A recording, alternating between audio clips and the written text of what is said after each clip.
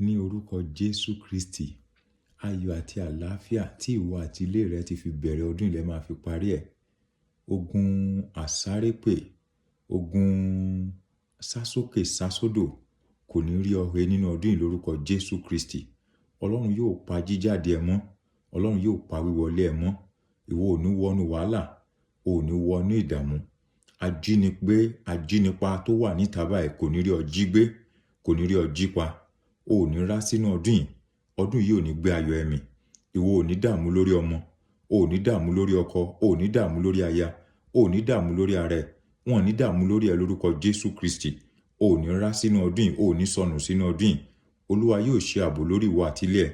Bó ṣe máa rí nìyẹn ní orúkọ Jésù Kristi. Ọ̀rọ̀ ti jáde ní èní, àṣẹ ọ̀run ti tẹ̀lé. Nínú ọdún yìí o ò ní dààmú. Nínú ọdún yìí o ò ní dààmú.